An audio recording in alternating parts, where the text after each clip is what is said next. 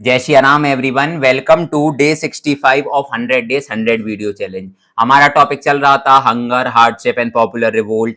कल मैंने आपको इंट्रोडक्शन बता दिया था सिलेशियन रिवोल्ट या फिर द विलेज इन द सिलेशियन। ठीक है, जो सिलेशियन जगह में वहां के जो वीवर्स थे उनको बहुत परेशान किया जा रहा था, बहुत एक्सप्लॉइट किया जा रहा था बाय द कॉन्ट्रैक्टर्स। तो अब आगे बढ़ते हैं और एनसीईआरटी का हमारा एक्सप्लेनेशन देखते हैं। तो स्टार्ट करते हैं। In these villages with 18,000 inhabitants, cotton weaving in the most widespread occupation। इस गांव में सिलेशिया में 18,000 से ज्यादा वीवर्स रह रहे थे और उन सब का काम क्या था? सब के सब क्या करते थे? ज्यादातर वीवर्स ही थे। क्यों? और कोई ऐसी इंडस्ट्री इतनी ग्रो नहीं की थी, है ना। ज्यादातर लोग या फिर अपन कह सकते हैं majority of the population was engaged in weaving. ठीक है।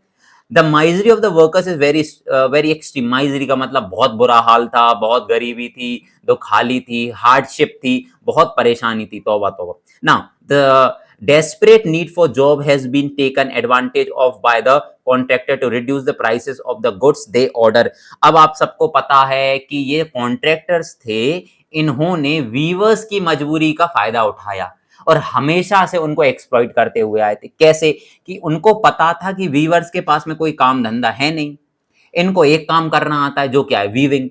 और हमारे अलावा इनको कोई और जॉब प्रोवाइड करेगा नहीं, तो मजबूरी में चाहे हम इनको कम प्राइजेस दें, कम सैलरी दें, कम वेजेस दें, इनको कैसे भी करके हमारे साथ ही काम करना पड़ेगा। तो बेचारे वीवर्स की मजबूरी का फायदा उठाया किसने? ये खतरनाक कॉन्ट्रैक्टर्स ने। ठीक है, फिर क्या हुआ? On 4th June at 2 PM a large crowd of the weavers emerge from their homes and march in Paris up to the mansions of their contractor demanding higher price. देखो, कहते हैं कि पाप का घड़ा जब तक भरता नहीं है जब तक कोई दिक्कत नहीं है, लेकिन जब पाप का घड़ा भर जाता है तो उसको फूटना जरूरी है। और उस पाप के घड़े को किसने फोड़ा? उस पाप के घड़े को 4 जून को 2 बजे एक बहुत बड़े क्राउड ने, बहुत सारे लोगों ने, जिसमें कौन कौन शामिल थे? वीवर्स शामिल थे।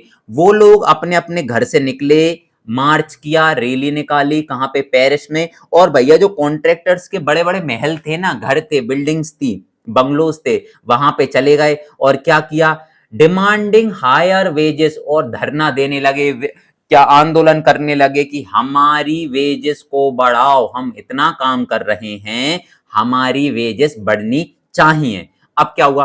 Following this a group of them scorn and threats alternatively. देखो, कहते हैं कि जो व्यक्ति प्यार से मान जाए उनको प्यार से मनाओ, जो हथियार से माने उन्हें हथियार से मनाओ।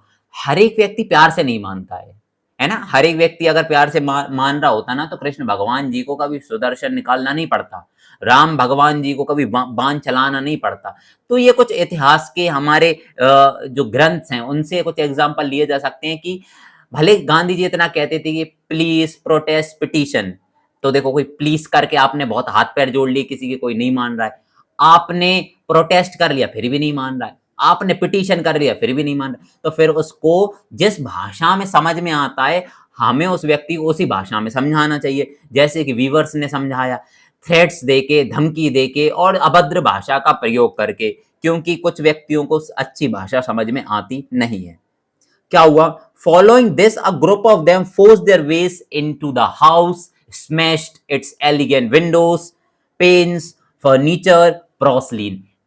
अब एक भीड़, देखो, भीड़ की तो पहली बात तो भीड़ का ना कोई नाम होता, ना आप भीड़ में किसी को कह सकते हैं कि इसने किया उसने किया। भीड़ में से वो जो वीवर्स का क्राउड था उसमें से 5-6 लोगों ने जाके उन कॉन्ट्रैक्टर्स के घर के अंदर जबरदस्ती घुस गए। घुसने के बाद में गेट में तोड़ दिया, फर्नीचर तोड़ दिया, और जितनी महंगी महंगी विंडोज लगी हुई थी, सीलिंग्स लगे हुए थे, सब कुछ को डैमेज कर दिया और तहस नहस कर दिया। Another group broke into the store house and plundered it.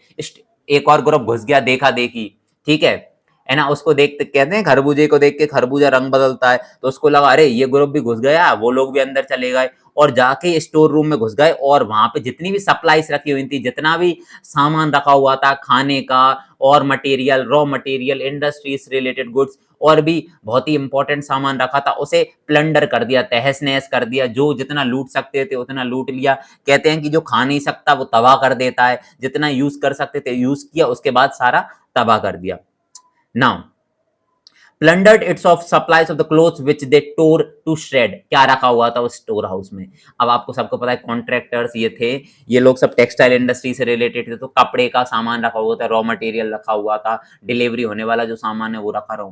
इन्होंने क्या किया, इन्होंने सारे सामान को तहस नहस कर दिया, फाड़ दिया, तोड़ दिया, तहस नहस कर दिया, आग वाग लगा दी, उसे आप कह सकते हो कि टोटल डैमेज कर दिया। And the material, the cloth material was of no use and it could not be used by the contractors।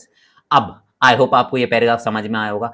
छोटी सी 2-3-4 लाइनें और बची हैं, है ना, उसको अपन करेंगे कल की वीडियो में। समय का अभाव है ना, इसलिए अपन डे 66 में उसे खत्म करेंगे और हंगर, हार्डशिप, पॉपुलर रिवोल्ट हमारा समाप्त हो जाएगा।